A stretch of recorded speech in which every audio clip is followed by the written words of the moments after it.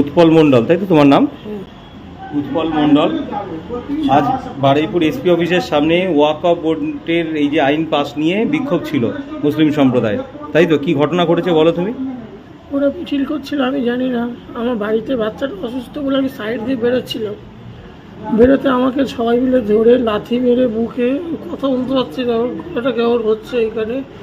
আর গলায় তুলসীর মালা ছিল বলে আরও মেরেছে, চশমা ভেঙে দিয়েছে, মাথায় লাথি মেরেছে, বুকে লাথি মেরেছে, চোখে মেরে চোখ দিয়ে রক্ত বের করেছে, নাক দিয়ে রক্ত বের করে দিয়েছে। এই অবস্থায় গাড়িটা ভেঙে দিয়েছে আমার। গাড়ি ভেঙে দিয়েছে? গাড়ি ভেঙে কি গাড়ি ছিল তোমার? স্কুটি। আচ্ছা, স্কুটি নিয়ে তুমি আসছিলে? আমি সাইড দিকে আসছিলাম। ওদের রিকোয়েস্ট করছিলে? আমি রিকোয়েস্ট করছিলাম আমি চলে যাব। আমিও সাথে এসেছি। তো এখন কি সমস্যা হচ্ছে? এখন চোখে দেখতে পাচ্ছি না আর মাথা যন্ত্রণা করছে খুব। ঠিক আছে, বাড়িতে জানিয়েছো? না, বাড়িতে জানে না এখনো। মুর্শিদাবাদের পর এবার বারুইপুর। ওয়াকফ বিক্ষোভ চলাকালীন বাড়ি যাচ্ছিলেন বাচ্চা অসুস্থ বলে, সেই অপরাধে মারধর করা হলো উৎপল মণ্ডলকে। নমস্কার বন্ধুরা, আমার নাম ধ্রুবজ্যোতি সরকার। ওনার চশমা, গাড়ি ভেঙে দেওয়া হয়। উনি ভালোভাবে কথা বলতে পারছেন না। মারধরের ফলে ওনার দুটো চোখ দিয়ে রক্ত বেরোচ্ছে। গলায় তুলসী মালা থাকার অপরাধে ওনাকে আরও বেশি করে মারা হয়েছে। এই জেহাদিদের এত অত্যাচারের পরও এখনো পর্যন্ত নির্বিকার প্রশাসন। শুনুন মমতা ব্যানার্জি কি বলছেন। সব ধর্মের সকল মানুষের কাছে আমার একান্ত আবেদন, আপনারা দয়া করে শান্ত থাকুন, সংযত থাকুন। ধর্মের নামে কোনো অধার্মিক আচরণ করবেন না। প্রত্যেক মানুষের প্রাণী মূল্যবান। রাজনীতির স্বার্থে দাঙ্গা লাগাবেন না। দাঙ্গা যারা করছেন তারা সমাজের ক্ষতি করছেন। মনে রাখবেন, যে আইনের বিরুদ্ধে অনেকে উত্তেজিত, সেই আইনটি কিন্তু আমরা করিনি, আইনটি কেন্দ্রীয় সরকার করেছে। তাই উত্তর যা চাওয়ার কেন্দ্রীয় সরকারের কাছে চাইতে হবে।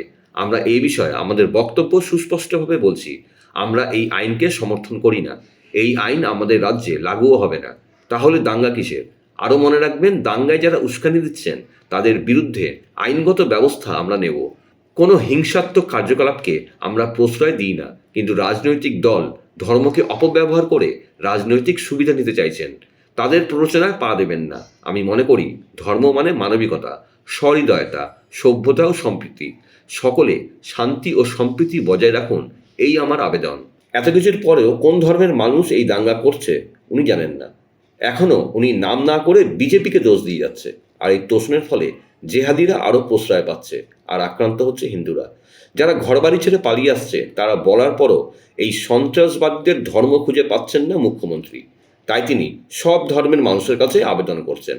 ওরা মিছিল করছিল, আমি জানি না। আমার বাড়িতে বাচ্চাটা অসুস্থ বলে আমি সাইড দিয়ে বেরোচ্ছিলাম। বেরোতে আমাকে সবাই মিলে ধরে লাথি মেরে বুকে, কথা বলতে পারছি না, ওর গলাটা কেমন হচ্ছে এখানে। আর গলায় তুলসীর মালা ছিল বলে আরও মেরেছে, চশমা ভেঙে দিয়েছে, মাথায় লাথি মেরেছে, বুকে লাথি মেরেছে, চোখে মেরে চোখ দিয়ে রক্ত বের করেছে, নাক দিয়ে রক্ত বের করে দিয়েছে। এই অবস্থায় গাড়িটা ভেঙে দিয়েছে আমার। গাড়ি ভেঙে দিয়েছে? গাড়ি ভেঙে কি গাড়ি ছিল তোমার? স্কুটি। আচ্ছা, স্কুটি নিয়ে তুমি আসছিলে? আমি সাইড দিকে আসছিলাম। ওদের রিকোয়েস্ট করছিলে? আমি রিকোয়েস্ট করছিলাম আমি চলে যাব। আমিও সাথে এসেছি। তো এখন কি সমস্যা হচ্ছে? এখন চোখে দেখতে পাচ্ছি না আর মাথা যন্ত্রণা করছে খুব। বন্ধুরা, ভিডিওটি ভালো লাগলে দয়া করে লাইক শেয়ার করে দেবেন, আমাদের পেজটা ফলো করে নেবেন আর আপনার মতামত কমেন্ট করে অবশ্যই জানান। ধন্যবাদ।